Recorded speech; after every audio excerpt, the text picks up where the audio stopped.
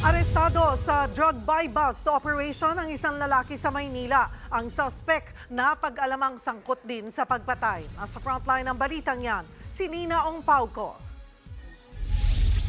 Normal lang ang sitwasyon sa computer shop na ito sa Parola Compound sa Maynila. Ilang sandali pa, pinagbabaril at humandusay ang lalaking nakaasul sa isa pang kuha ng CCTV sa labas ng computer shop. Makikita rin ang gunman na nakasuot ng pulang jacket na walang habas na namaril.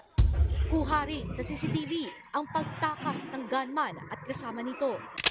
Dead on the spot ang biktima na tinamaan ng bala sa iba't ibang bahagi ng katawan. Nobyembre noong nakarang taon pa nangyari ang pamamaril. Ilang buwan matapos niyan, nahuli ang gunman sa isang buy-bust operation kahapon. Inaresto rin pati ang ka-live-in niya. Nauna na ring inaresto ang kapatid ng babaeng suspect na kasabwat din sa krimen noong Nobyembre. Sa inisyal na investigasyon, lumalabas na utang ang pinag-ugatan ng pamamaril. Ayon doon sa asawa ng biktima, ito daw ay yung kanyang asawa ay may utang na halagang 2.5. Pero yun ang sinasabi niyang motibo kung ba't binaril ang kanyang asawa. At ito ay naganap doon sa computer shop. Nagawa umano ang krimen dahil ninakawan ng biktima ang kanyang tsuhin. Humingi po ako ng tawad sa pamilya. May kasalanan din sila.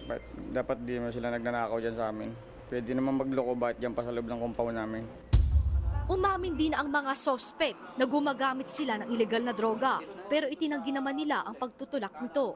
Ayon sa PNP, dati nang nakulong ang lalaking sospek at kalalaya lamang nito bago niya ginawa ang pamamaril noong Nobyembre. Bukod sa kasong murder na isinampas sa mga sospek, maharap din ang mga ito sa kasong paglabag sa Dangerous Drugs Act of 2002. Nagbabalita mula sa Frontline, Nina Ong Pauco, News 5. Mga kapatid, Cheryl Cosim po, huwag maging huli at maging una sa lahat sa balitaan. Para sa tuloy-tuloy na talakayan sa Frontline, mag-follow at mag-subscribe sa social media pages ng News 5.